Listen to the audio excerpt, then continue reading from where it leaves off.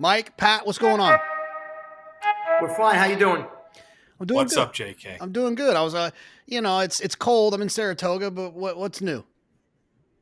We're both in South Florida, so we're doing a lot better than you. So it was. I went to the barn this morning, and it was 72 degrees, and now I know why I moved down to Florida. So it was pretty cool.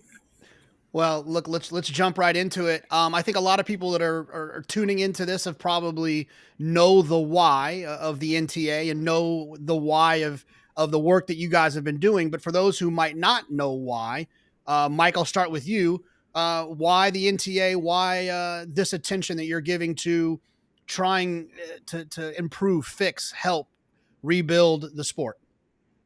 I mean, Jonathan, you said it all. Help, build, fix. You know, when I decided to go forward with the NTA, it was really just an opportunity for me to say, hey, I want to give back to a game that basically changed my life 40 years ago, just as a 14-year-old kid going to the racetrack.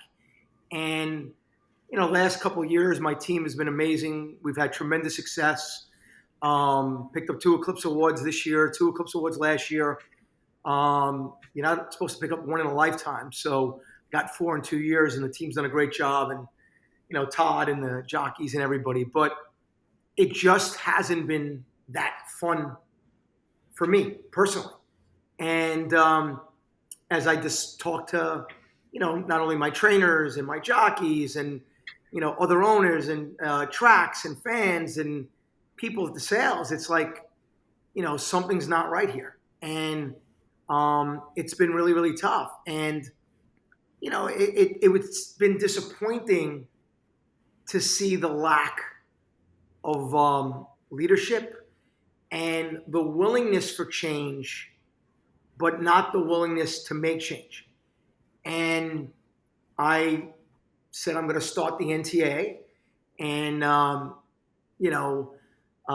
kind of a throwback to the guys that started it 30 years ago. And as soon as I decided to start that, I got to meet Pat Cummings and met him at Keeneland, lunch, track, lots of conversations.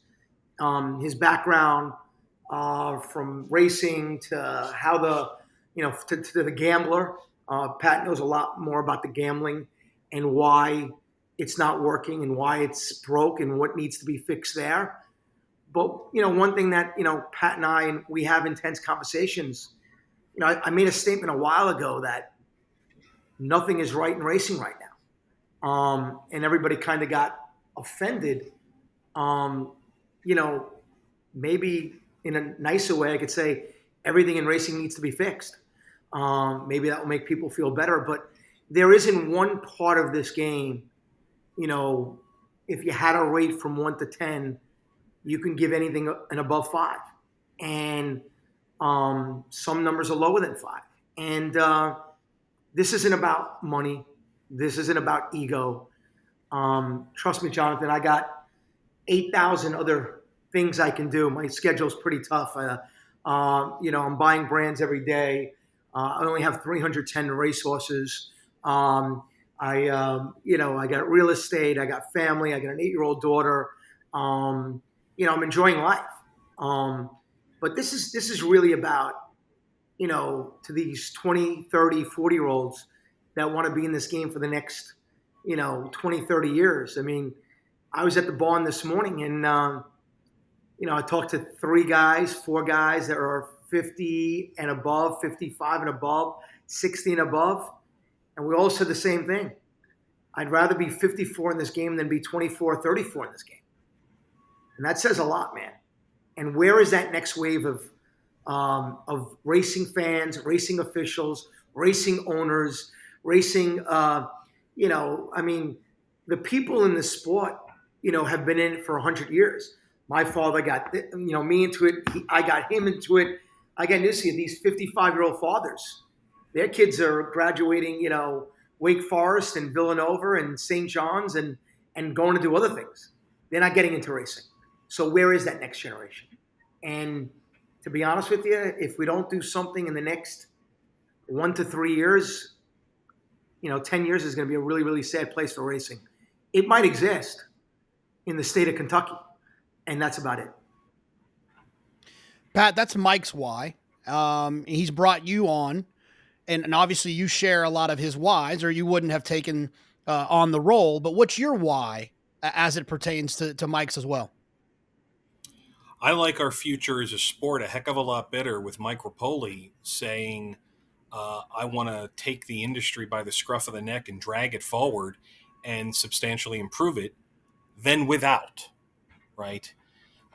And that was really the thing that struck me straight away in my early conversations with Mike was this is who the sport needs to be far more involved in charting a path for a more sustainable, brighter future.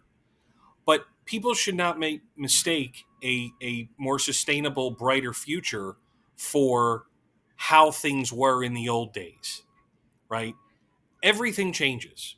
The world changes, sports change, life changes, products change, experiences change. Racing's version of that has been well behind just about everybody else. And it is Mike as a catalyst, and hopefully me as an operator within Mike's team to improve that substantially. So that has really been the focus of what I'm trying to do and work with Mike to do that.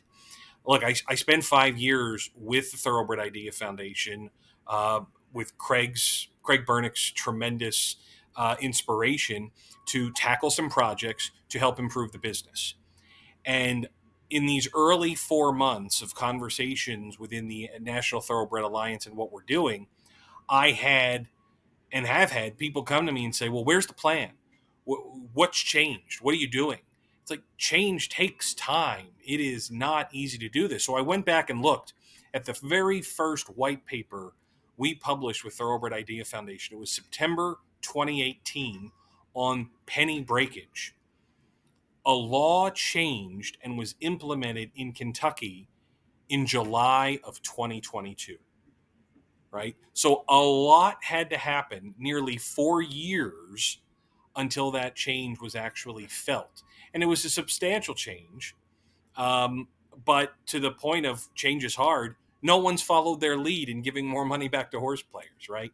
So um, I like our chances better with Mike and Mike's leadership and his experience to help make this sport better for everybody in the future. And I was inspired to be a part of that and want to be a part of that. And to be fair, JK, we're just getting started.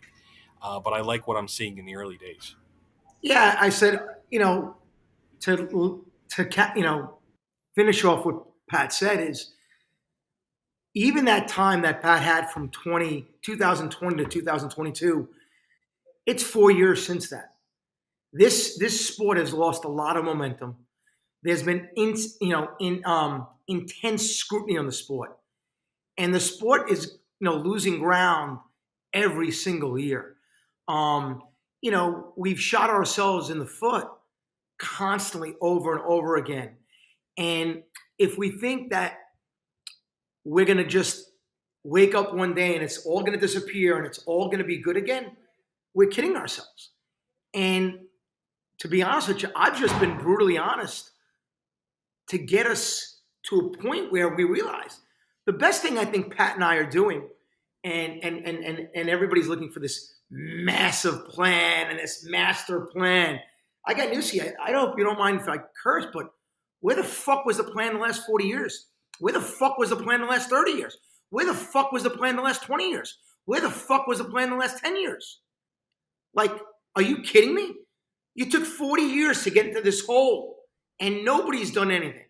So what I sat back is, if you ask me, do I think the 4 months that Pat and I have had really some good conversations with owners and people at the tracks and Thoroughbred Aftercare, do I feel like the game is not as bad as I thought 4 months ago? And I'll be honest with you, I think the game is worse than I thought.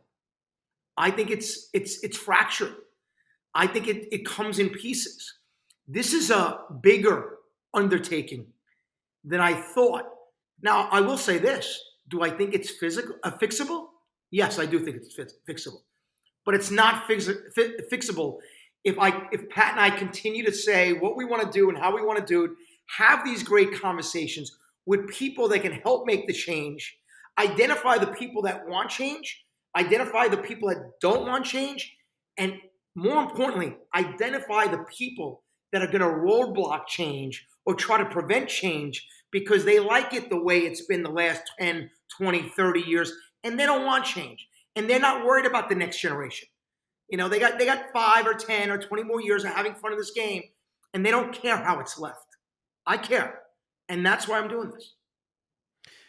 Mike, you're a self-proclaimed disruptor, but I think also just not even self-proclaimed. I think that your history in business and a lot of the initial conversations you've had about the NTA and your objectives and your why have come off as a very disruptive style, which I think is a good thing, right? I don't think it's a bad thing. And I think that the criticisms, unfair criticisms, kind of silly, ridiculous Twitter type criticisms that you guys have received is, like you mentioned, what's the plan? What's the plan? I'm not asking what the plan is. I'm curious what you guys have been up to for 4 months and some of the conversations that I know you can't share everything because that's the best way to get something to stop having its progress, but just kind of catch us up a little bit on some of the fun things, the exciting things, some of the progress that you guys have been making in the last 4 months. So I'll first of all, any of that criticism just motivates me every single day. I mean, I've been criticized since since I was 15 years old. I mean, it's there's nobody who gets motivated by criticism more than me. I mean, I enjoy it. I have fun with it. As far as being a disruptor, I don't listen. When you say self-proclaimed, I mean, listen. That's what people call me. I just do things that I'm passionate about. I see things differently than a lot of people, and then I just know how to get shit done. You know, this industry has gotten stuck on getting shit done. Some of the stuff is very simple. You just need alignment and you need communication. I mean, right now, the biggest issue we have in the sport is leadership. Under the current leadership, is there any, by the way? And the way the leadership aligns with the strategy and working with others, there is none. They're so disconnected. You know, one track from another track, one organization from another one, an entity from another one. This group are owners, California to New York, to Kentucky to Florida, this OBS to Fazik to Keeneland. I mean, it's a divide and conquer inside like racetracks, inside ownership, inside sales. Like, we're just going to do it our way. Imagine if there was no national commission or no governing body of any sport. But on top of that, all the 32 teams in football, each one can do their own rules, write their own plays. You know, hey, first down for the Cowboys is 8 yards. For the Dolphins, it's 6 yards. And we have 6 downs here and 3 downs there. Like, dude, we're making the fucking rules up as they go. Like, this could not be more worsely run. Like, it's going to take, before you can even have a vision, you need that leadership support. I got news here. I mean, I've had too many owners, and I love them, by the way. I stick up for Bob Baffert. I stick up for his owners. I mean, we're all on the same team. I want to compete on the racetrack with Bob Baffert and his owners. I want to go to Santa Anita one day and take a horse in the Classic and beat his best horse. Oh, like Vino Rosso, we did that. Or take a 2-year-old to Santa Anita and beat his best 2-year-olds. Oh, like Fierceness, we did that too. That's what makes it fun. And Bob wants to come here and beat the shit out of me and Todd. And that's what makes it fun. You know, and we can text back and forth and we can joke. And that's what fans want to see. That's what we want to see, that healthy, fun competition. But we got to all outside. You know, we all have to voice our opinions together and get aligned and say, let's go. I mean, JK, you're a big guy in media and gambling, but horse racing media, gambling, Fox, you name it, everything you do. And there's people who have big voices in this game. there isn't one person in the media that either likes my tweet, retweets my tweet, makes a comment about my tweet, talks about my tweet, or says, man, that guy is so stupid, so dumb, or holy shit, he's so right. And you know what? Because there's a fear factor. I got a job here over here. If I write this, who am I going to piss off here? I mean, if I piss off the wrong person, say it. No, you're 100% right. I mean, I think there's a sense of look. I'll tell you straight up, 100%. There was a time I think you said something one time, and I think you even asked me like, hey, can you help me circulate this? Can you help me retweet this? And you're right about the point you're making. I'm agreeing with you. And I said, well, that kind of puts me that could kind of put me in a bind a little bit personally. You know what I'm saying? And I think that is because so many of these entities are so concerned about their little slice of the pie that anyone saying something that disrupts their slice of the pie could be problematic. And if that entity writes me or whoever else a check, it puts us in a tough situation on do we want to upset that piece of the pie, and which then in turn messes up our piece of the pie. I think you're 100% right about that. And JK, the answer is no. Nobody wants to do it. But when they see me at the track or they see me at another event, keep doing what you're doing, Mike. Keep doing what you're doing. And or you get the owners or people say, Mike, we're behind you. Mike, Commish, we're behind you. Oh, we're behind you. And this is what I do. I turn around. And that's who's behind me. Nobody. Nobody. So when I go to Tampa Racetrack, I know people are for trainers that are retired, young trainers, jockeys, you name it. It's amazing. I have never, I followed Twitter, but I've never been part of it. Danielle Bricker does a great job. She's always had our Twitter account. And, we got up to like 8,000 followers. We're at 9,000 now. But I said, you know what? Let me just use it as a voice, because even if I talk to the media the way I am right now, they're not going to write it anyway. Nobody's going to write it. And I say it in an interview, and no one's going to really want to play that interview. So really, I use the platform as really the only way to say, hey, instead of everybody being muzzled, I'm like, no, I'm talking. I have a voice.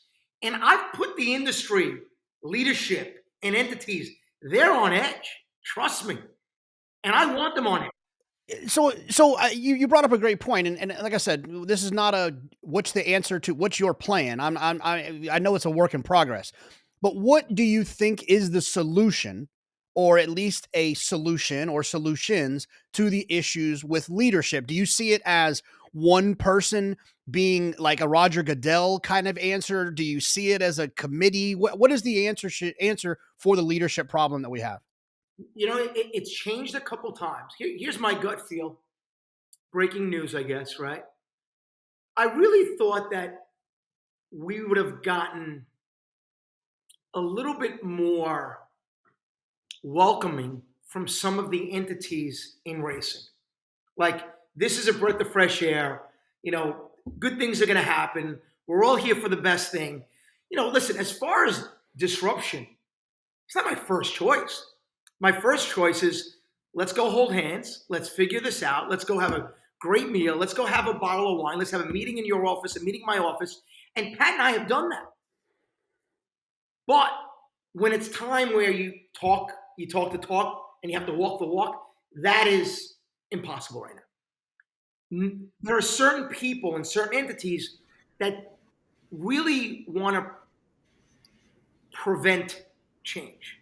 They talk like they want to do it. They'll talk about the 3 things over a 5-year period. They might talk about having a consulting company like McKinsey. But the fear factor on how everybody has a fear in the industry, because they'll be thrown out and they can bloodstock agents or trainers, or, oh man, he won't train for me anymore. People in the media, they won't do an interview for me anymore. You can't, you either just sit on your hands and shut your mouth and complain to yourself, or you get out of the game. And I had that experience personally in my past role after having published one of our papers in recent years, when I had somebody that came after me and said, you better really think long and hard about your future. in this sport if you're writing things like this. I'm like, are you really threatening me because I'm putting out some quasi investigative work?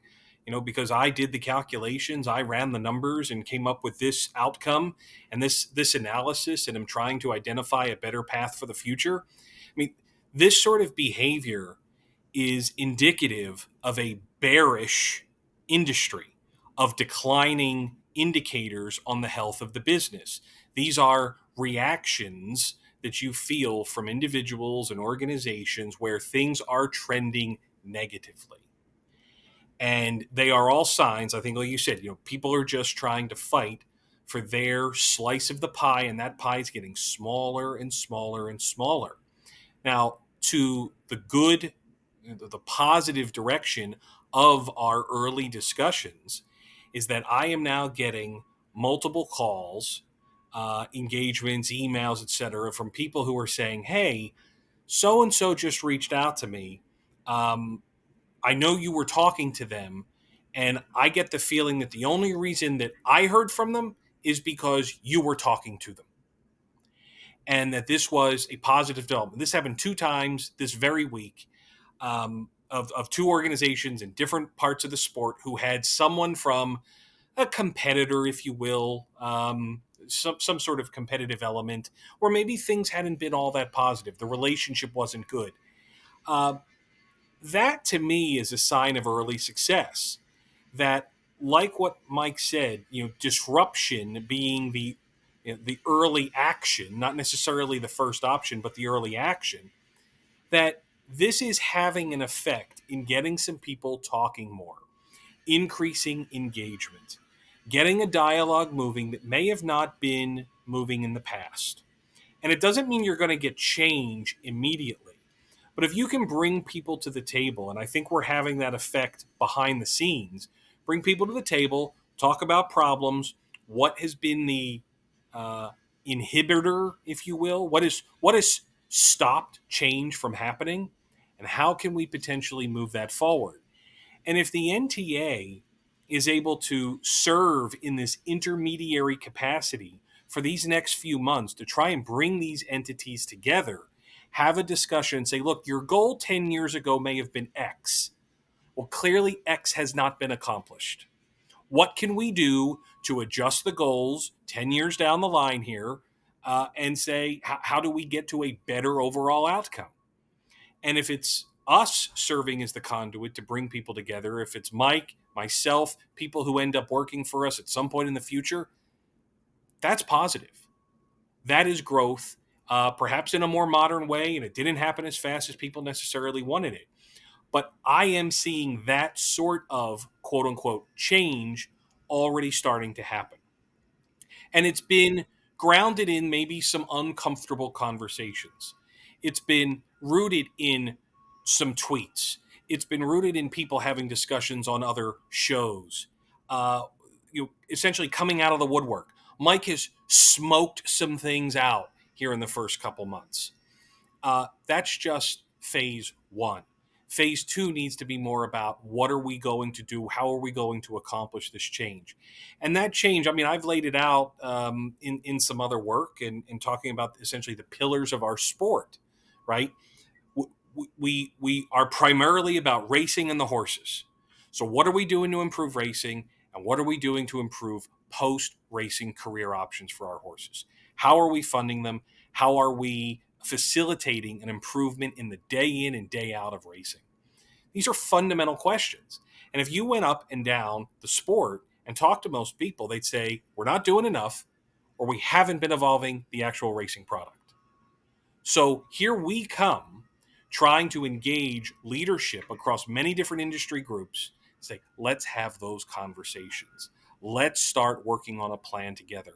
And to be fair, I think that's what these first 4 months have been about. Jonathan, and obviously I've kept Pat away from what I say, when I say, any tweet I send out, Pat reads it at the same time probably that you get it. I don't tell him anything. And he probably I have an alert on though, so I know when it happens. But the biggest thing is the solutions are actually easier than actually figuring out a leadership and a vision to get it done. The strategy of what we need to do, honestly, is no different than what we should have done 30 years ago, 20 years, and 10 years ago.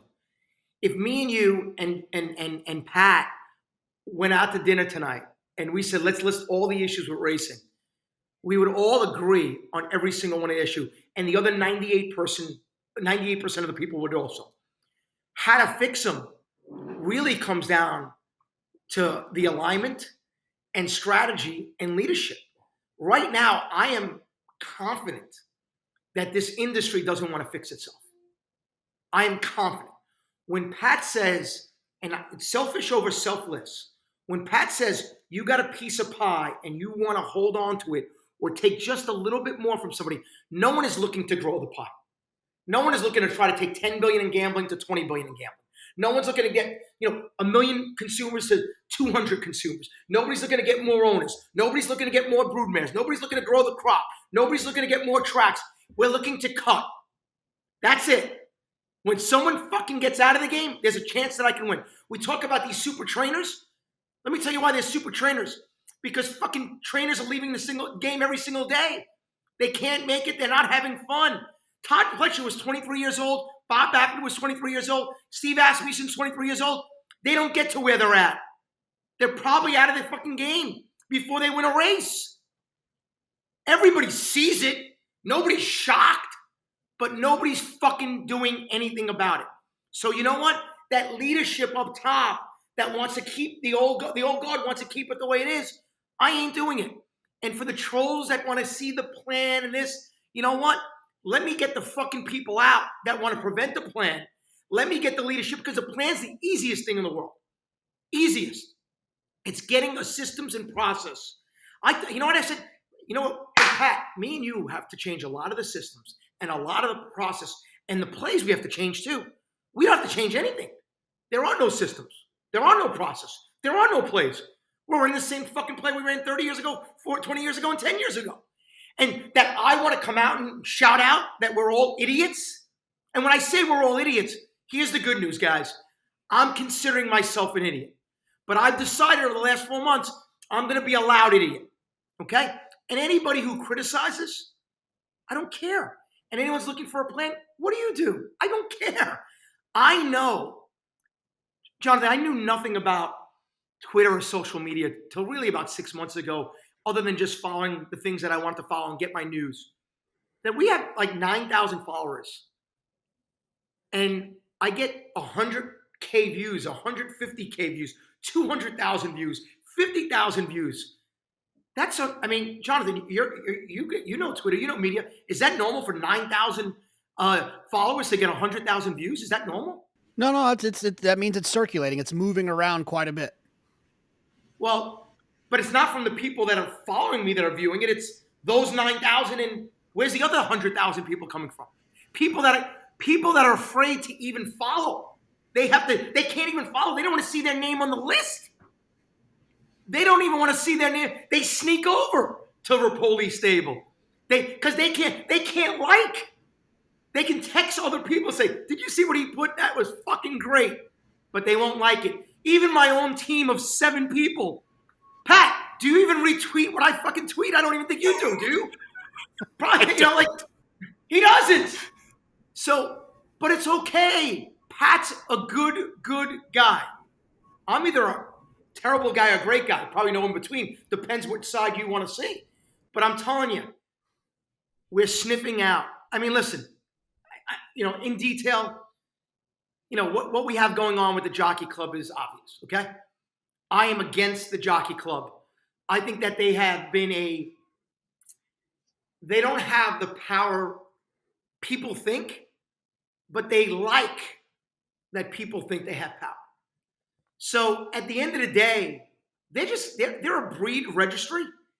And part of the plan moving forward, because we found that in 4 months, is we don't even need them. When we go to talk to the other entities and we talk to the tracks, we don't need the Jockey Club. They're actually useless. You know what?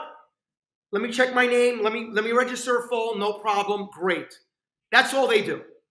They're totally useless. It's a club. It's not an entity. You know, the people that are members of the club, they get invited. Obviously, I've never been invited. I don't know how you qualify. The fuck. If it goes by Eclipse Awards, I should have got fucking 10 invitations. That's another story. If it goes by earnings, I should get 100. Okay? Obviously, it doesn't. I guess it goes yes or no person. I'm a no person, so that's it. The stewards of the Jockey Club, some of them are my friends. I got to be careful here. They have no say. There's no fucking vote. Here's the vote. Hey, what are we doing? Oh, you know, lately I watched Stuart Janney actually do a podcast. Other than 60 Minutes, I've never seen him speak. He did a podcast. Absolutely nothing. I saw Jim Gagliano. Honestly, I didn't even know what he looked like until I saw him do a podcast. I would have walked right by him. They're irrelevant.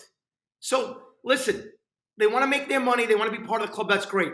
But now we've identified them as irrelevant. So they're not part of the future. They're a breed register. Now we got to go figure it out.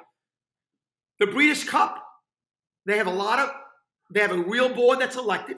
They have a good board. They have a good CEO. We like Drew a lot. They have a lot of money. Okay. They're funded well. Barbara is the chairman. They have a great board. We're going to work with them very closely. Okay. And the other ones, NTRA or TOBA and the tracks, we're all going to have to work very closely. Bye. I'm going to the water. Okay, enjoy the water park. I'm kind of working here, okay? All right, bye. Bye, love you. Love you.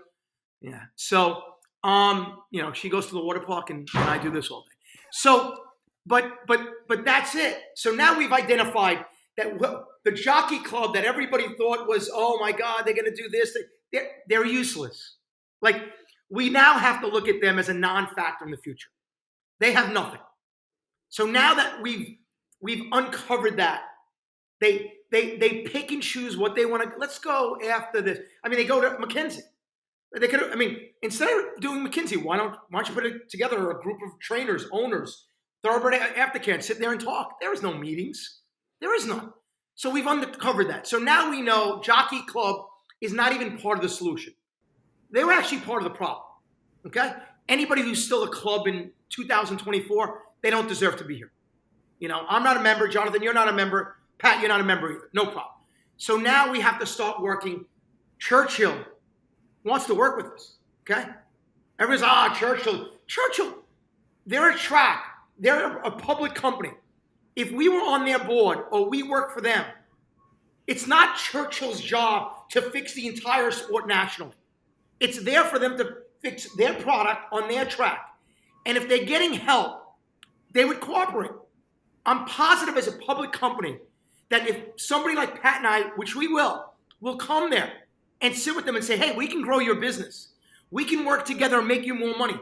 We can do this. You know how many companies, never mind a public company, would say, sign me up. The other entities are they're a nuisance to them. They're a roadblock. They're an anchor. Naira, I mean, they're for profit. They're building a $500 million track. Who's going to help them? Nobody. Them. Stronach. Belinda and I have spoken. Okay? We got to go fix California. If we had a real leadership, we got a big stake race on Sunday. Five horses in a 3-year-old race. Oh, Bob Baffert has 3. Well, how do we help the other trainers out there? You know, I have horses with Mike McCarthy. You know, I've sent a bunch of horses out there. I mean, you know, I've sent horses to many trainers now. Laurel, from Nick Zito to Norm Cassie, you know, to Rudy Rodriguez, to, you know, Brittany Russell. I mean, we got horses all over the country right now. You know, I got 11 horses in tomorrow. Holy shit. You know, so I'm sending it, but I'm a one-man show. And honestly, the other owners, Jonathan, I'm going to sit back. Give me a big owner in the game that's vocal. That's vocal. Now, there's one asshole in the game that's vocal, me. But give me a second owner that's vocal. Hold on. Let me see. Jonathan, come on.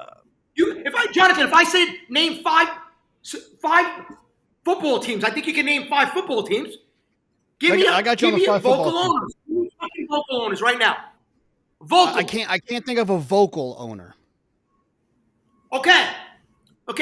So give me a vocal trainer. I can't think of a vocal trainer. Like Okay, maybe with a homework assignment I could figure it out, but not no, but not off the top of my head. and that's a good joke for me and you to laugh at. But for a homework assignment, come on, man. Nobody at a leadership and ownership or trainers are talking. Even in the media, give me someone who really criticizes the leadership in the sport. Yeah, is there any come on? I mean, I see you. You did great job. I love the golf cart. I love this. I love your gambling. I love your analysis. I mean, we see things that on Fox. I mean, you have a friend named Andy Serlin. I don't see him, ever be critical on anything other than the Todd Pletcher horse that is 4 to 5. How can he be? I mean, that's the only thing he's got. So what's he doing? What's he doing? What's anybody doing? TVG. I love FanDuel. What do they do? Well, I think it's to the point that you made earlier, right? I think when you come to the vocal owner, the vocal trainer, the vocal media member, I think that the ecosystem of racing has become everyone's protecting their own little interests. It's and you pointed that out earlier. So I think that's the answer to the question that you're asking. And I think that I think the point being, and I don't think this is the only reason you're like this, but I think that you don't have to be as accountable for what you say as other people might feel that they have to be. And that's unfortunate that more people don't kind of have that freedom to be less accountable for their feelings and expressing themselves. Because you're going to depress all of America with that statement. So let me help you a little bit. Before I started a company, I worked for 2 or 3 companies. Okay. I have 600 employees at Body Armor. I got 150 employees at Noble right now. I have, my family office has 40 employees. Companies I buy have 200 employees. Every single one of my employees, I have a culture where you can be vocal. Okay. We want to know what the fuck is working. I don't say that word, that meaning sometimes I do. What's not working and what can we do better? If horse racing just simplified what is working, that would be a very short conversation. What is not working, that would be a very good conversation. And what can we do better? That would be a great conversation. And you can't have those conversations. And that's why the game is doomed. Okay? Well, doomed. So we talked about football a couple of times as an analogy, and I want to try to use that as an analogy here. Let's just take the Cowboys, for instance. I'm not a Cowboys fan, but everyone knows who the Cowboys are. The Cowboys at this time of the year are going to start making declarations of some of their needs, some of their desires, some of the things that they didn't have last year, some of their weaknesses, some of their strengths. They're going to talk about potential draft ideas, trade ideas, free agent ideas. They're not going to say it all. They're not going to let all their show all their cards, but they are going to say, hey, we need a quarterback. They're not going to say who they're going to draft, but they're going to say we might need a quarterback. What are your needs? What are you going to do? What are you not the plan, but where are you targeting trying to solve some of these problems that we've laid out? Yeah, I think the first thing is empowering an entity right now, like the NTA, to work closely with a couple other entities that we will empower. Right now, Pat and I are finding out who wants to play with us and who wants us to go away. I'm not going away. Like that's it. If you're expecting me to go away, and you know what? Racing should thank me for not going away. I might be hated for the next year, 2 years, 3 years. Who cares? You're going to love me in 5 or 10 years if you're in this game, because we're going to change it. And I hired someone with the high IQ and the intelligence of fixing what we fix. But without me knocking down the roadblocks for him, he can't get by. Him and Craig, I want to applaud. They did a great job. They just couldn't get through the barriers. They couldn't get through the obstacles. They couldn't get through the roadblocks. And everybody who agreed with them was never vocal. I'm disappointed with these owners. And, so I think the one thing is everybody can be vocal. Okay. If anybody is vocal and loses their job, I'll find a job for them. I mean, it's not like it's scared that we can't be vocal. We might lose our job, or we might lose our livelihood, or it doesn't work that way. I might lose a friend. That, if you lose a friend out of your vocal or job, it was a shitty job or you had a shitty friend. Move on. It sucks to live your life like that. You don't have to. JK, if you feel that way, honestly, you're talented, man. Go find something else. Seriously, the gamblers feel like they're getting screwed here. I'll be honest with you. Treat it like a bad restaurant where you can get a quick meal and get out, or just don't go. Like, it'd be hard for me to want to bet. Like, you got football, you got basketball. They've all evolved. Free data you can get. We treat gamblers like shit, but you know why? When the gamblers complain, I just got to be honest. I'm a fucking owner. I put $100 million into the game. They treat me like shit too. All right, so you're not the only one. Like I can walk away. I got to do a dispersal sale. You can walk away. The gambler says, hey, that's it. 10th race, never betting again. That's it. See you tomorrow. And right back. And that's because they're passionate and they love the game. That's why I'm vocal. I love this game. Jonathan, you love this game. Pat, you love this game. We all love this game. But being fucking quiet, being silenced, we're all guilty. JK and Pat, and they're not going to, what do you, if you feel a certain way and you don't talk, you're not helping us. You're hurting us. This was a fundamental point that was raised just the other day in Lexington at the first meeting of the Light Up Racing campaign, which is a great idea and very supportive of it. And we can talk more about it later. But there was this general sentiment of why you need to be reactive with facts and information in light of issues that may otherwise shed negative light on the sport. And Vicki Leonard, who came up from Australia to give this seminar, and she's giving another one in a couple days, or based on whenever this ends up getting published, JK, she may have already given it. But regardless, the number one point as to why the sport needs to be more vocal, more transparent, number one, silence breeds suspicion. And when people within the sport are not vocal about what's going on, the problems thereof, how things can be better, that itself is a very negative sign as to how the sport has evolved. We talk about wagering. In the last 20 years, adjusted for inflation, total handle on U.S. racing is down more than 50%. And yet, during that entire period, the betting menus have basically remained unchanged. The takeout rates have likely increased a little bit. All right. Horse racing had essentially a legal monopoly on internet betting in this country for the best part of the entire history of the internet up until about 2018. And yet during that entire period, we saw our business decline. So it is clear that steps have not been taken. And that's just one little slice of the industry. We have seen this in the breeding space, in the sales space, in the racing space. We have seen the aftercare side of our business not evolve to a point where we can really say everyone along the way within the sport is doing their part to ensure positive outcomes for horses in their first or second steps off the racetrack. We have seen this on the education side. We've seen it with horseman support and the need for more initiatives, mental health resources for our horsemen, improving the lifestyle and improving the lives of the people who care for our horses. It's in almost every segment of the sport. And when you don't have an industry of people who are or feel compelled and feel protected enough to be vocal about what needs to change, those are bad signs. And that is really what needs to change. And that is the start of all of this, right?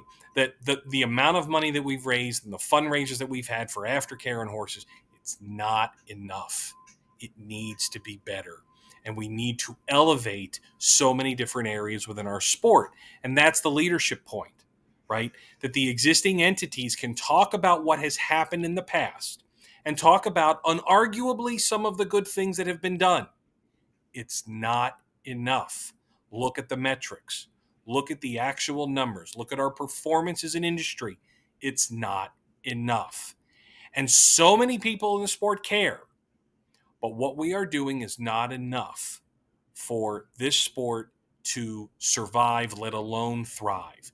That is what we want to change.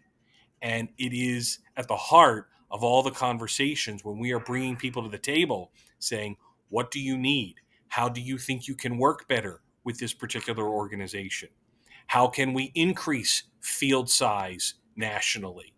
How can we increase the number of opportunities for a horse to run one or two more times a year, right? How can we fund or better fund aftercare initiatives? These are all part of the conversations that are being had. And while it's not replete with detail just yet, those conversations are being had. People want to come to the table. And I think people feel the energy, particularly from Mike. It's this time it can be different.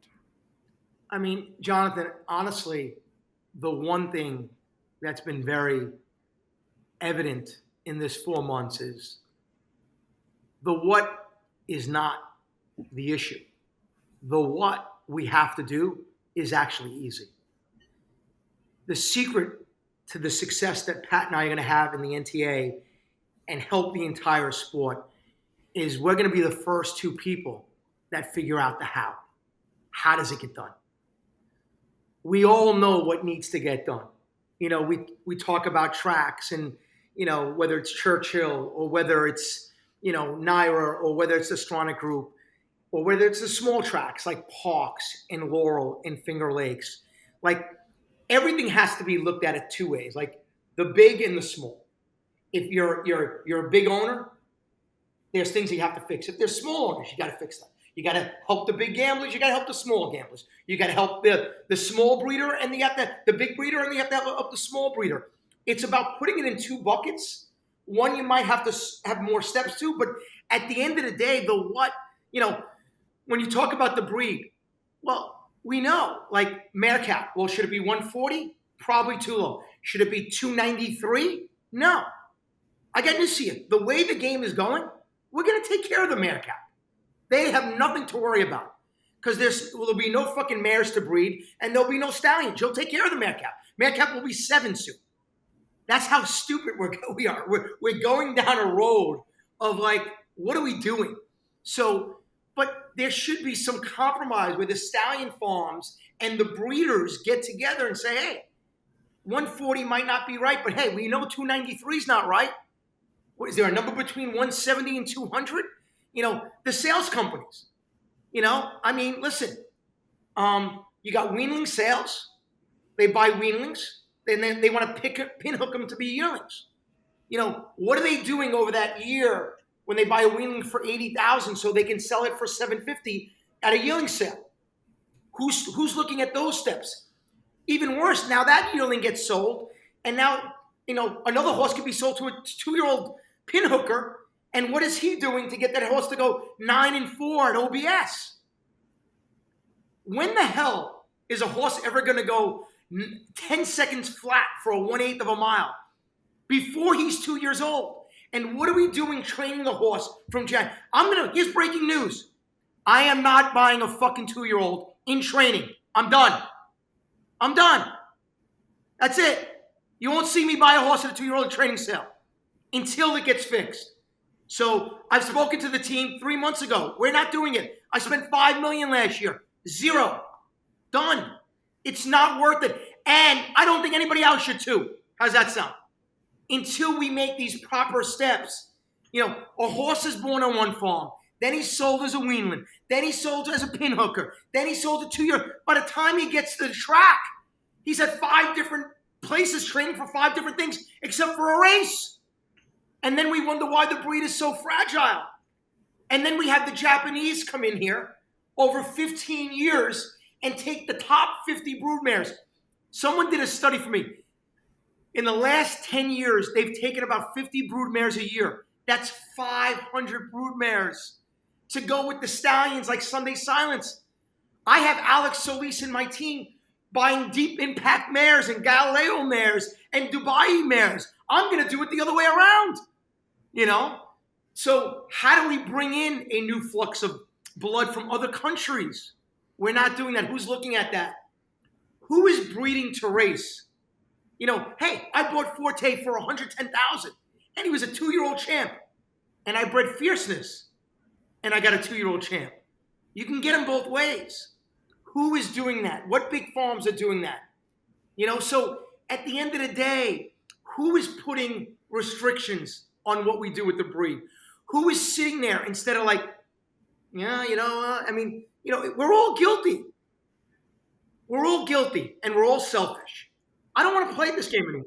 It sounds like you said a word there that actually kind of leads me to something else I wanted to talk with you about. You used the word compromise, which obviously is the biggest word of this entire situation as we talk about that piece of the pie conversation, right? Because the compromise is you give a little Yes. to make the pie bigger, and then and in turn you could probably get it back. You said something that I thought was really interesting. I think on Steve Bick, where you said of the ideas that you have, people to like a 95% threshold love everything about it, except for that 5% where they're then affected. How do you get people, and you've done it, I'm sure, in business by when negotiating, how do you get people to accept that 5% that might not feel like they're winning that part of the negotiation? Well, I think I'm doing it. I'm calling bullshit on them. And I said it on Steve Bick, and I'll say, hey, the tracks all want it better, but when it comes to the tracks, they want it a little different. Hey, all the breeders want it fixed and changed, except for the breeding part. Hey, the sales companies, we need to fix it. No, you can't touch our 1/8 work at 9 and 3. And you know what? We do test horses on a volunteer basis. I'm just curious. If a horse sells for $25,000 or a horse sells for $2 million, you think they're going to test a $2 million horse? God forbid they got to give that money back, or the $25,000 horse? Stop. Oh, yeah, we just check who we want. Conveniently, we will check that. So like Aftercare, that we don't have $15 million a year going to the Thoroughbred Aftercare is criminal. Honestly, it's criminal. Pat and I have spoken to, to the TAA, Stacy and Emily there. We've spoken to Anna Ford at New Vocations. These women and these Aftercare, they work so hard for these horses. And you know what? They wind up getting some money that makes a difference, but they work too hard for it. I almost owe them an apology that they're working this hard. Money's being traded back and forth in billions here. Pat talked about breakage for the gamblers. If you get some breakage for the horses, you take care of horse aftercare for the next fucking 100 years. You can't be that stupid and cheap. People that buy horses get to decide whether they want to donate 0.0025 or not. Well, I, of course, check that box yes every time. Others don't. So that means when you buy a horse for $100,000, we ask you for $250, and you, first of all, who gives them a fucking right to check no?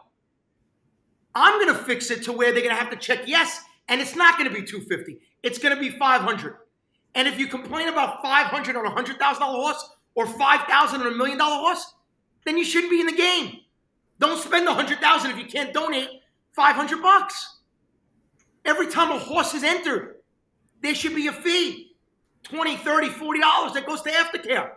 Pat has figured out there's 220,000 starts. Do the math. $40 is almost $8-9 million.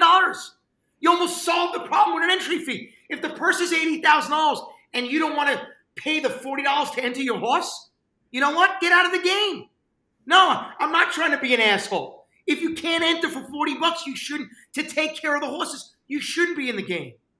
And if we looked at the, just kind of extrapolating this, Jonathan, if we took an entry fee of $50 per start for, say, the top 40% of races in America, and we took $10 from the next 60% of the starts in America, I think you're looking at $8 million a year that could be raised towards aftercare that currently isn't.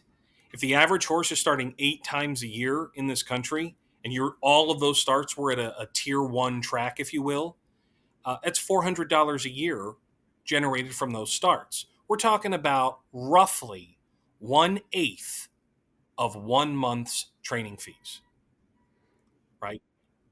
It's such a no-brainer. Even the stallion farms. You got Uncle Mo that breeds for 120,000. You got Curlin that breeds for 250, and Intermission breeds for 300. You know what? In other words, why shouldn't each farm be taxed a half a breeding right per horse? You're gonna breed them 200 times? Well, you know what? Then you deserve Uncle Mo. We should pay $75,000. Mike Repole and Kumar should pay $75,000 aftercare. You know, why aren't we giving back? I want to give back. I do it myself, but there needs to be, in order to get the how, you need a fucking leadership group or a leadership team. The compromise doesn't happen because at the end of the day, you know what people are saying, JK? They're saying, listen, if you give me my 10%, I'll give you your 10%. And if you take your 10%, I got my 10%. So that 90% of you agree with everybody. Now you know what the compromise is? You fucking get off my back, I'll get off yours. Boom. And everybody shut. Hey, this won't affect your job, but it won't affect mine. The shenanigans that happen at the sales, new owners come in, $5 million, and 2 years later they go out that door.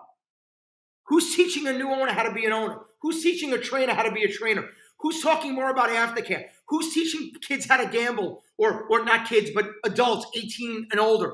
And, gambling between 18 to 35 is through the roof. At the racetrack, I'm 55 years old. They still call me kid at the track. I'm the youngest guy at the track if I don't bring joy. Come on. We screwed this up so bad, we can't let it die. No, look, this is just an obvious point. I just want an example for the people that are listening. It makes no sense to me why someone would put up a fight to the example you guys have laid out for the $40, $50 for a horse to enter and how that could lead to $8 million a year in aftercare. Who is saying no to that? And I'm not saying specifically, I'm not saying that, Naira first, but is it a racetracks? Is it the owners? Is it the trainers? Is it the racing manager or the racing office? Who's saying no to that being a good idea? So first of all, we'll say here, the first thing Pat and I are going to do in breaking news, I guess, in show, is we're taking on Aftercare. We're going to make sure right now Thoroughbred Aftercare raises about $3.7 million a year. I can't believe that the Thoroughbred Aftercare Alliance, the TAA, which won 3.7. I've given them personally probably 200,000. I don't understand how I should be, 1/18th of what they raise for horse racing. There's other billionaire owners, okay? I don't want to get criticized for having money. I actually give it away, okay? I actually donate, I actually give back, I actually paid forward. So let's worry about how we're going to give it back to the horses who deserve it every time. What we get sometimes, we kind of give here and we kind of give there, and I had a bake sale and I gave $500, but I collected XYZ. It's bullshit. So I'm just going to call bullshit on everybody. But again, it goes back. Why didn't the Jockey Club? They spent 18 years on HISA, which is great. They got it done. That's one. And I'm sure they're going to have another thing that they're going to work on for the next 10 years and get that done, and the game will be gone by then. But, hey, Aftercare, Stallion Farms, you're going to chip in. Breedings, you're going to chip in. Hey, gamblers, sorry, you're going to have to chip in just a little bit. Hey, owners, you got to chip in. Sales companies, you got to chip in. If you buy a horse, you should pay a little tax. If you sell a horse, you should pay a little tax. If you enter a horse, you should pay a little tax. And all these little taxes, Pat's got this massive spreadsheet.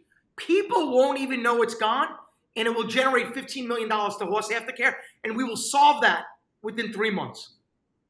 And that's just one thing. And you know why we started there, Jonathan? I'll tell you why we started there. Because we were getting some pushback on some of the things we wanted to do. So we said, you know what? We're going to start with Aftercare. Let me find out who says, I don't really want to give money to Aftercare. Because then I would like to say, hey, he or she would not like to give money to Aftercare. Okay? Because if you don't want to give money to Aftercare, then you don't deserve to be in this game, and we don't want you in this game. We don't want you in this game. Get out, and I'll walk you out. And it's that the game has changed, right?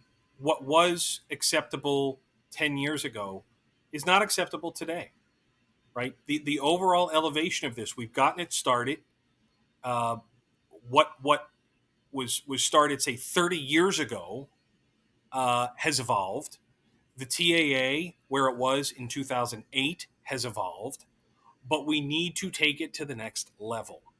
And to just put a bow on Mike's overall point. If you worked with the stallion farm owners to get a half a stud fee a year, you could raise probably close to $2 million. If you took entry fees, split $50 from the top tier tracks, $10 from the next tier of tracks, you'll probably raise between $6 and $8 million a year. If the sales companies on their receipts from 2023, 0.25% buyers, 0.25% sellers, you could raise probably close to another $4 million off of that. So hold on. $4 million with just 0.25%. Jonathan, that means $100,000 buy. You check a box. You don't check a box. You get $250 to Aftercare. You buy a horse for $1 million, and you have to give Aftercare $2,500.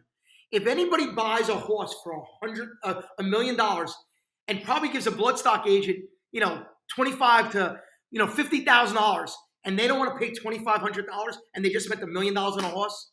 Seriously, I mean, come on. It can't be. You ask about the what. The what is easy. The fucking question is how. And unfortunately, I'm alone right now. I'm shielding Pat. Okay. I'm alone right now. Like, even the people that agree, and there's so many of them, the emails, the phone calls, everybody. There's a group of high-level people here that don't want me muzzled. In fact, want me to keep doing what I'm doing, and they thank me, but they're not really helping me. They're not really helping me. And I've been honest with them. They're not helping me. They're not helping me, but they're grateful. I take the heat. I take the pressure. I take the abuse. I'm the bad guy. Let me tell you right now, if you're not for change in horse racing, then either there's something seriously wrong with you, or you really just need to leave the game, because it's broken at its highest form right now. You couldn't, the marketing, the PR, the gamblers, the backstretch, the aftercare, the sales. I mean, even like reserves. We have reserves. I mean, come on, man. It's like, I'm okay with the reserve. Yeah. You want to make a reserve $199,000? Horse comes in the ring. This horse is in for sale, hip number 622, and the reserve on him will be $199,000. Instead, you got Mickey Mouse bidding $50,000, Minnie Mouse got $75,000, Santa Claus in the back for $100,000, and you got guys just fucking directing an airplane that's not coming through. It's all bullshit. Let's try to pretend to be a real sport, okay? And maybe one day, after pretending, we can actually become a real sport. Pat, you were in the middle of getting to that 15 million. I wanted you to be able to finish that point. You were at ADW, I believe. Yeah, if the ADWs are making contributions totaling roughly, let's say, $500,000, right? If the Jockey Club had a mandatory registration fee on every foal that was $100, $150, you're looking at another $1.5 million to $2 million. Okay, like it is possible that if you are a participant in this sport, right? If the majority of your revenue is coming from this sport, you need to be contributing to the betterment of the retirement of the athletes. It just has to happen. And look, I mean, I think that it's very obvious, and Mike's made this point in a few ways. It's very obvious why retirement is important. I think at a base level, there doesn't need to be more reason that it's taking care of these four-legged animals that give us so much. And that's period, enter. We're good with that. However, I do think that you guys believe, and I believe it too, that accomplishing this goal, taking this down, also has a lot of other positive effects on the sport. What do you guys feel those other effects are once you accomplish this? Well, I'll say this, Jonathan. If Pat and I can't raise the $15 million in Aftercare and solve, or pretty much get close to solving the problem of raising, because there's still going to be donations on top of that. I mean, 15 million raised through the system, and then people putting in donations after that, and then there's the local donations, and there's TAA, and there's new vocations.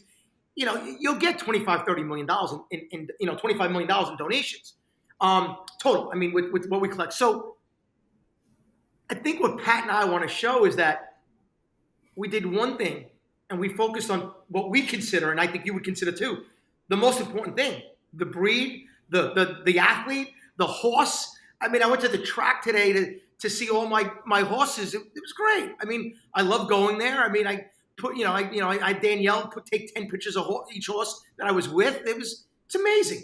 I have more fun in the morning sometimes than in the afternoon.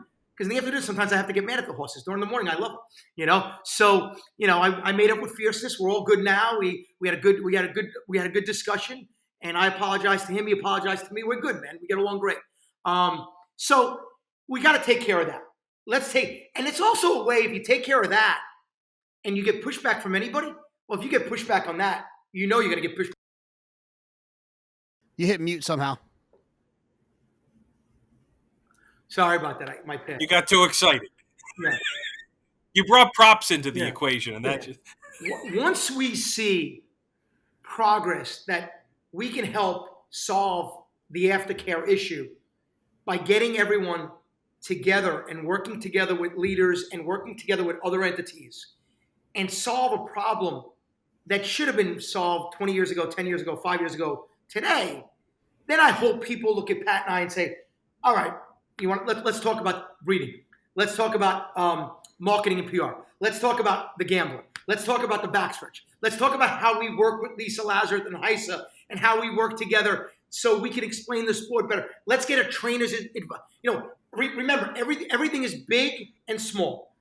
Without the small owners, without the small tracks, without the small trainers, without the small gambling, there is no fucking game. Okay? I was a $2 bettor at Aqueduct, and I'm here sitting here today. Okay, Jonathan and Pat, I'm sure you started small before you became bigger. And right now, the small is the seed, okay? Without the seed, there's no future to be big. So you have to work with big and you have to work with small, and you have to grow both. Small is going to grow the sport 5 to 50 years from now. Big is today, tomorrow, and the next day. I love that, because I think the thing about, if you take down this, when you take down this aftercare problem, I think you've laid out a great bunch of points. You find out who the snakes in the grass are, because if you don't want to solve this problem, you are definitely a snake in the grass. You start with something that everyone will agree on.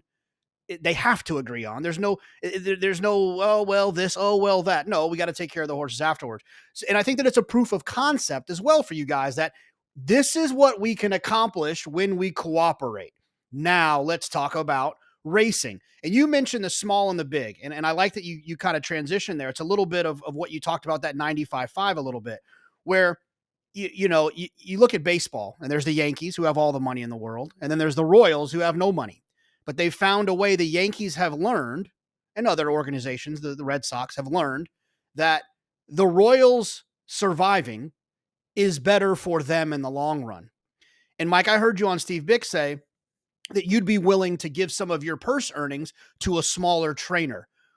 Why does that work for you? Why do you think that's important? You mentioned the small. Why is it important to help the small? For me, it's not just the trainer. It's even the owner. Like, let's pay out maybe further down the road. Let's make sure, like right now, there's purses in Kentucky right now, and I know they're in state. Some of these amounts are fucking insane. Let's just be honest. $150,000 maidens or, Kentucky Downs. If the sport really cared about everything, you'd be funneling some of that money to California. Let's try to help them a little bit. If we lose California racing, and that's a big state California racing does not have to be here 2 years from now, 4 years from now, or 5 years from now. How do we rally behind, I sent 10, 15 horses there. I guess I'm trying to do my part. But at the end of the day, if someone told me, Mike, we need to do a little bit more here, like, how do we develop new trainers? How do we develop jockeys? How do we develop owners? How do we develop gamblers? How do we develop fans? How do we get people that want a leadership position in racing? Well, there is none, but that's another story. So it's all about that. And you see an issue, and we got to go tackle it. Everyone said, well, it's not my jurisdiction, or I can't do anything about it. It's like, when someone it's like house is on fire, and not only do I want to walk by the house, I don't even want to call the fire department. Just thank God it's not my house. Whew, that was close. this is a very selfish game, and I'm not. I don't want to be in the future of this sport in the current state it's going, and I know the future state if someone doesn't do something. Pat, the small. What are your some ideas to kind of help the small? I think that's interesting. I mean, I think that there's been arguments made in the past that not an argument of mine, that do we need the smaller tracks? Do we just need the Big Ten tracks? Hong Kong only has two tracks, two racing days a year. I mean, a week, excuse me. But it seems as if the NTA is taking the stance that we do need those. We do need the smaller tracks. We do need the smaller trainers. We do need a race on Tuesday nights and Wednesday afternoons. What are your thoughts on that? No, everything just needs to be right sized, and you have to figure out what that is, and you have to build your race program around that. You have to run the appropriate number of days for your jurisdiction and make them the best they possibly can. I think you could look at the way in which racing is organized now and say we have not met or offered the supply of horses with the right number of races and the right type of races to maximize their participation in the sport and therefore help the owners to do that. So right now in America, the average horse starts about 7 times a year, 7 to 8 times. Okay. You look at condition books across the country. They may put out 11 races in the book in advance. And then you get the overnight and you see 10 or 12 or 15 extras for the next day. So you could have had one race on the docket and you said, here is a race in advance that I'm going to get my horse pointed towards. And the day before entries are taken, there's 15 alternate options that get put up. And the racing secretary will go from having maybe 11 races to choose from to run to 26 races. The chances that that race goes and that my plan worked to get my horse to the race could have just gone completely out the window. That's not great for just about anybody. So there has to be a reevaluation of how we fill races, of how we organize races. And the existing approach to kind of pure conditions-based racing probably isn't the way. That does more of a job to limit opportunities than what it was originally intended to do, which is really kind of funnel opportunities and focus on a condition-based approach. So there are other ways of doing that. And there's been a lot of discussion across the sport for a number of years now about ways in which that can happen. And in some way, shape, or form, the topic that gets discussed is a ratings-based system, a general quantitative figure that is used to assess the quality of that particular horse at that point in time, and that you could reintroduce races that focused on horses that have a particular rating. And you can throw claiming into the mix with that. Every race can become an optional claiming race. But the bottom line is, if you have a horse and you are getting it ready for a race and you are leading it up to a certain point, you need that race to go. We need to fill those races. If it means only running 8 races because that's what I can fill and that's appropriate and the numbers are right, so be it. If it means changing the way in which maidens are run. And so, if I put 4 years into getting, say, a New York bred to the races, and I've planned the mating, and I've got a group of owners who have come along with me, and after 2 or 3 races, I realize that I need to put this horse in for a $25,000 tag, and someone wants to come in and claim that horse, man, thanks for your 4 years. Here's your $25,000. Have a nice day. That's a bad experience. That is not engendering horse ownership, the experience of wanting to be a part of it, the breeding cycle, the excitement, getting the horse to the races, the pre-training. There are plenty of people who would be happy to get their horse to an acceptable race and not have it eligible to be bought, right? Having my horse up for sale is not necessarily the way I want to approach every race. So we need to rethink the way that's coming together. Yeah, and I think that to your point, it's and to Mike's point as well, is that scenario you laid out, right? The breeding, the mating, the 4 years, getting them ready, getting everyone to the races, and then losing that horse for 25,000. That doesn't affect Mike Repole and Repole stables, but it does affect the guys in the group that have 2 horses in training, that have 3 horses in training. It does affect them, and it's a bad ecosystem. And what Pat said about the claiming races, just think about what I just said about a horse that gets sold as a weanling, that gets sold as a yearling, that then gets sold as a 2-year-old. In claiming races, let's be honest, that owner that's putting it in, or that trainer that's putting in for 25,000, is not worried about his next start when he knows there are going to be 7 slips on the horse. So you know what? It's just, hey, we got to win this race, man. You know, like, we're not worried about the next start. So if you put it in some sort of ratings where, you know, you can still have the horse and you want to keep the horse, and the trainer and the owner know that, hey, we're going to have this horse for another year or whatever. Like, not everybody needs to lose a damn horse. I mean, I don't want to lose a horse sometimes, and sometimes you do put them in claimers. So there should be some options of, hey, here's claiming and here's not, and ratings and things like that. So very, very important. And then when a guy has 3 horses and he had it for 4 years and then he loses one, he's not going to get another one tomorrow. So we might have lost an owner, you know, and it went to another owner and another trainer. So it's so important that we do protect, you know, these small trainers, small owners, and make it fair for everybody. And because this is, you know, I think a lot of my audience, this is going to end up seeing, a lot of people are going to see this that aren't my normal audience, but my normal audience obviously is a horse player, is a gambler. Mike, at the beginning of your journey with the NTA, you and I had a pretty extensive back and forth about the comparison of the importance of between an owner and a gambler. And you made a lot of great points about ownership. I think I made some great points about gamblers, and then when you hired Pat, I knew Pat had the gamblers back, so we were good in that regard.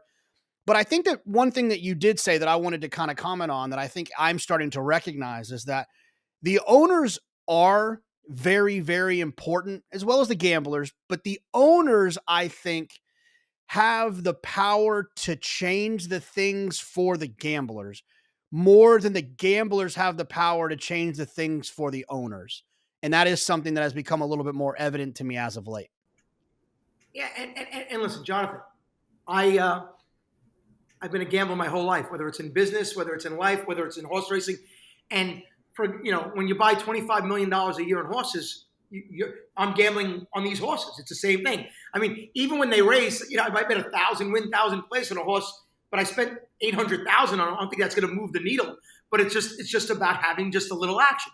We all love gambling. So for me, it's hard for me with the takeout being as high to say, wow, you want to bet, you know what? I mean, imagine if you bet the Dolphins versus the Cowboys and you bet 100, but if you won, you only get 60. If you lose 110. You'd be like, what the? I'd take that bet every fucking day. Are you kidding me? Like, sign me up for that. Like, how can you lose? So you have that angle. And then at the end of the day, the game, like the owners have to do a better job of making sure, like, if I don't feel comfortable with this game, I can't. I told Pat recently, like, I can't get another friend to buy into a horse because I won't let him. I won't let him. When I go to the track, Pat's going to be at the track with me tomorrow. I make sure I get everyone a win and place ticket, because if you lose, I don't want you to lose money on my horse. Please, it's guilty. I feel guilty enough when the horse doesn't win. Okay, so here's your win and place ticket. Get out of here. You know, and if you bet anything extra, hey, I took care of you. Leave me alone. So there's that factor. Like, we don't have a great product right now. You know, the never win 2 for 5,000, 12 horse fields don't really work always. So the rating system, what about the type of bet? What about, you know, like in big races where, plus minus head to head on certain races, live odds? I don't know, but I know that what's being done is embarrassing. I know that between you and Pat and 6 hours, when 5 phone calls, you guys can make it better. But where do you go to be heard here? Who is the leadership in this game? That is the question I had. And over the last 4 months, I found out who is the leadership in horse racing. There is none. Jonathan, who do you think the leadership? I'm going to ask you this. Give me the track, the entity, the top three. Who is the leadership, and then give me the top three leaders in horse racing. It's hard to, it's impossible to do because it's impossible to do because I can give you five, but that's the problem, five, and I can give you those five, but those five are powerless in certain situations, right? Like the Yes. Breeders' Cup, very powerful. They run 2 days a year. Saratoga has the best race meet, Naira, but what about the rest of the time? Gulfstream and Santa Anita and First, they run the most. Churchill has the biggest racing entity, but they're all powerless at times. And it's the same with the breeders, same with the sales company, same with the trainers, same with the backstretch, same with the gambling. Like that's why we're doomed. There's nobody looking at the totality of the sport from a macro level and saying, I got all these 8 buckets that Pat and I have. We want to work about the tracks. We want when the NTA really gets going, every bucket is going to have an advisory committee for the big and the small. So tracks, you're going to have Churchill and Naira, and you're going to have Gulfstream and First, and then you're going to have Finger Lakes and Parks and Laurel. And when you talk about sales, you're going to talk about the big sales where where horses sell for $500,000 or more, to small sales where they sell for $5,000, and making sure that they're run right, and try to put together some sort of process and system in place so we don't look like we have our head up our ass and we're not doing anything, because that's exactly what we are doing right now. We're actually all part of the killing of the sport. Mike, I've never heard that you guys say that before, and I love that when you talk about the advisory committee of having the big representatives and the little representatives. I've never really thought of it that way, because if you think about these boards, you think about all the boards and all the different spots of racing, it's always the cream of the crop. It's always the Derby winning owners, the Derby winning Hall of Fame trainers, the big bettors. It's never a better dispersal of power between the levels of entities to make sure that everyone's kind of taken care of and heard from. Well, but Jonathan, I want to be very clear to every small owner, trainer, gambler, track. The big owners, the big trainers, there's Bob Baffert, Todd Pletcher, Chad Brown, Steve Asmussen, Bill Mott. Hey, are you guys happy with racing right now? Are you guys feeling good? Because you're a big super trainer. They're going to say it sucks. It sucks. It sucks. Ask Mike Repole, one of the top owners in the game, 9 horses in. You love this game right now? No, I don't love this game right now. That's why I'm doing this right now. I don't love this game. I don't. And the last thing I would say with this is that the revenue sharing is a way where we all get together and say we have to fix each spoke in the wheel. One spoke, boom, you're done.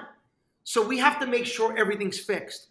We have to play a system where it's fair to everybody and people want to be in it, and not just to flip or get out. Like, they're loyal because we've been loyal to them.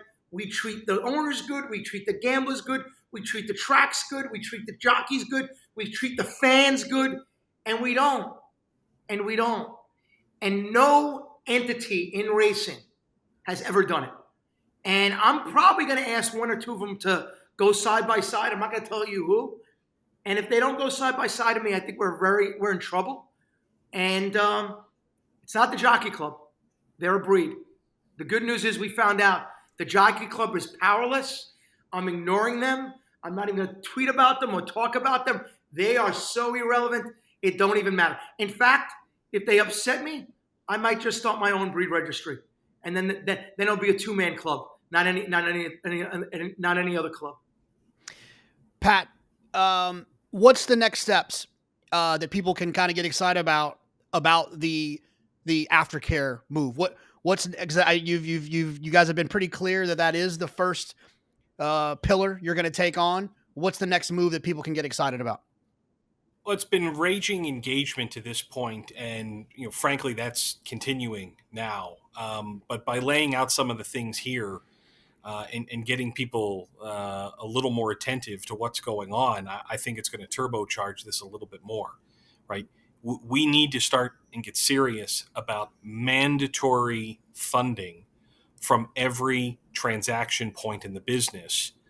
I don't mean that on every dollar wagered, but I do think the ADWs need to be contributors to the overall space, right? This is part of the grand ecosystem of the sport, right? So it's not coming directly from the bettors at the point of transaction, but it needs to come from the companies themselves, who are, in particular, the biggest ones, turning a pretty handsome profit on this. So, so that is I think the putting the numbers on paper and getting the industry organizations to realize this needs to affect everyone. We must start moving in that direction. Whatever you did in the past is good, but it is not how it has to be in the future. It must be bigger, right? There's a great entity out there called the Retired Racehorse Project. They run the Thoroughbred Makeover every October. They are essentially the cream of the crop of recently retired racehorses who are being retrained for other disciplines, for other programs, for future owners to come and say, look at this marketplace of thoroughbred horses who have now been prepared. And in recent years, they have been able to increase the value of a horse that has gone through that program by 100%. This is a wonderful initiative, but it's not technically at this point, it doesn't qualify for TAA funding because of the way in which the organization exists. We need to be looking much bigger. We need to be creating a marketplace for thoroughbreds. The vast majority of thoroughbreds, when they retire, are traded through word of mouth, right? We have yet to formalize that. So we need to really kind of strategize on a longer term investment for how the thoroughbred in its post-racing career is marketed, right? Where is racing's grander marketing plan? Not just coming out and buying an active racehorse, but buying a retired racehorse.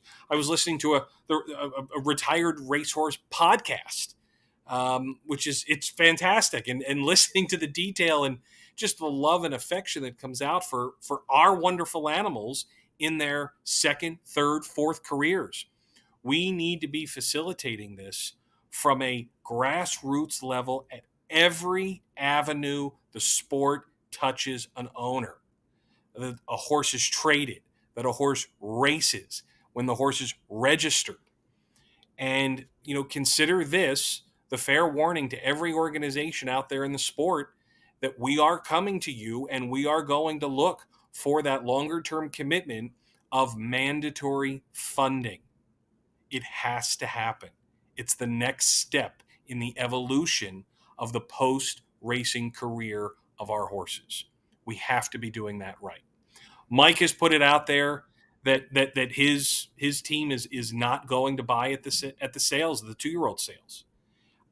That should be a very clear warning to the sales companies, particularly at OBS, of the need to improve processes, structures as to how we are improving, how we are modernizing, how we are changing. The track operators are more incentivized than ever to improve their actual product.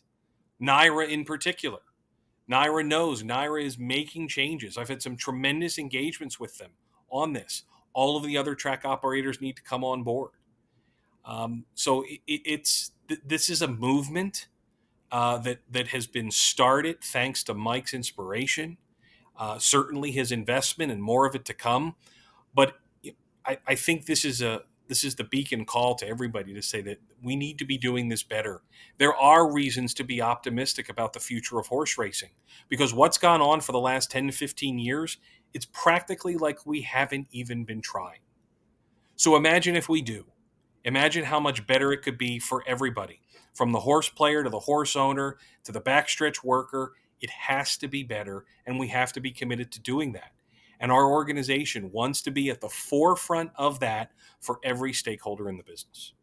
And when Pat talks about mandatory funding, like, it's a mandatory investment, because why can't this sport double in size? Right now, it's being cut 50% every 10 years. First, you got to stop the bleeding, and then you could worry about growth. Right now, we're in survival mode, and we're not really doing anything to really survive. We're just taking a piece of a pie from someone who just got out, or a track that just closed, or someone that just, like, got out of the game. Why not try to grow the pie? I mean, would you rather have 25% of 100 million, or 10% of a billion? You take the 10% of a billion, right? So, I mean, that's what we have to think about. How to grow the pie. We need more horses. We need more owners. We need more gamblers. That revenue sharing, or that, I say it nice, and I say revenue sharing. Pat says mandatory funding because I'm a passionate entrepreneur, and he's a high IQ guy. So he says mandatory funding, and I say revenue sharing. You just feel sounds better, So, but revenue sharing and giving back for that, for not only our future, the future of the sport, the future of the industry, the future of the people that want to get into this game. Like, let's not be the generation that killed horse racing. Because right now, at 55 years old, I am part of the generation that killed horse racing, and I'm not going to do it anymore. I'm done. I will get, I mean, listen, we haven't hit the iceberg yet on the Titanic. We haven't, trust me. But I see it. I will get off before we hit that iceberg, trust me. I will be off it. And you know what? I'll take you guys with me. And whoever's left on, I feel bad, but I'm going to do my best by being a vocal asshole to many, by the way, about making sure we do the right thing and taking care of the horse, taking care of the sport, taking care of the tracks, taking care of the owners, taking care of the trainers, taking care of the fans, taking care of the jockeys, and taking care of ourselves are all part of the plan. Guys, I'm inspired by the plan. Obviously I'm a huge fan of both of you guys, but I've seen what the journey was, and I feel like it's laid out a little bit more now. Is that Mike has knocked down some barriers, and is allowing Pat some of the work that you and Craig did at the Idea Foundation, and the new work you guys are doing now to now get through those barriers. And I love the idea that the way in which you're going to do it is by starting with something that should be undefeated, a topic that is really going to let you know who's here to play ball, who's here to help, who cares, and to be able to expose the people that don't. And I think that makes me so much more comfortable, confident, and optimistic about you then tackling the other 7 pillars that you guys have laid out. And it's an exciting time, I think, for racing and for the improvement and the saving of racing and trying to get it to not go back to what it was, but to be the best damn sport it can be today. And Jonathan, it was great, except, I always say, think big, dream bigger. Why can't it go back to what it was and even better? Hey, the NBA was dead for a while too, and Magic and Bird came in, and it's thriving, and that's just thriving in the United States. It's a global sport now. I mean, the Japanese are spending money. This could be gambling. You can gamble in almost 50 states now, right? I mean, you can gamble on your phone, right? You can gamble. It's kind of easy. Imagine if we could actually gamble in 3 tracks and not going off at the same time. Wow, that would be. Imagine if we went 105, 110, 115, 120 instead of them all hitting post time. I mean, I watched Gulfstream the other day, and I actually mentioned this, right? So it was a holiday. I'm not sure if it was President's Day, right? But at 4 o'clock, both Gulfstream and Aqueduct had their last race. Why wouldn't maybe Gulfstream, where we get a little bit more sunlight later, say, you know what? Hey, we're going to start at 1:30 instead of 12:30, and while Naira gets off at 4, we're going to have a race at 4:35 and 5:30. So now all of a sudden you have the action all across the board. And, why do we have 3 TVs and we're watching them like this? Because they're all going off. Why not go from one track to next track? Why not, bet a pick 6 with 6 different tracks? I don't know. Why can't the tracks work together and throw in some money and make it holy shit? Because when they're betting, they're not just going to bet those big 6. They're going to bet, when the Derby's the biggest bet, they don't just bet the Derby. They bet other things. Make it enticing. Make it interesting. Make it cool. Connect the fucking sport together. Connect the tracks. Connect the trainers. Why not bet, Todd Pletcher, Chad Brown at Saratoga, 23 and a half wins over and under. Why not? Irad Ortiz, over and under 80 wins. Why not? You know, do it with the owners. There's a lot of fun things, head-to-heads. You know, hey, he came in 4th, but you came in 8th. I won.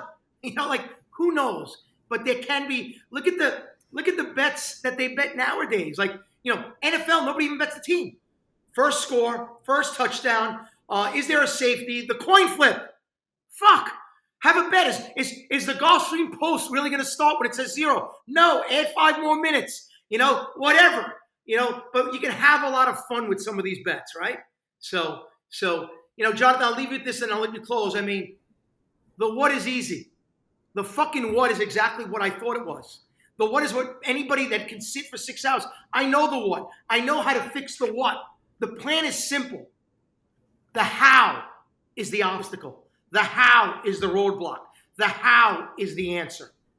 If me and Pat can't get the how, we're going to fail like everybody else in this game. And like you said, we're starting with Aftercare. And if we can't get the ball on the 1-inch yard line on 4 downs, we deserve to lose the game. And the game deserves to suffer because we're going to punch this into the end zone. And when you punch this in the end zone and everybody helps out, then you can score more. And once people start scoring and we see the wins happening, that's how momentum starts. And that's our goal. You know, I want this game to be here for my daughter, you know, 50 years from now. You know, we're excited about the future of racing. Mike Repole, Pat Cummings, we're rooting for you guys. Thanks. Thanks, JK. I need to know everything, who and the what and the where, I need everything. Trust me, I hear what you're saying, but act like it's new what you're telling me. I'm curious, George, I hop in the Porsche, it's 5 and a horse, I'm ready for war, I'm coming for throats, to turn to a ghost, I need to know everything. Now you be surprised at the info you get is by letting them talk, so I'm letting them talk. Gotta keep quiet, maneuver in silence, then let them in, chalk up their body, another one body that's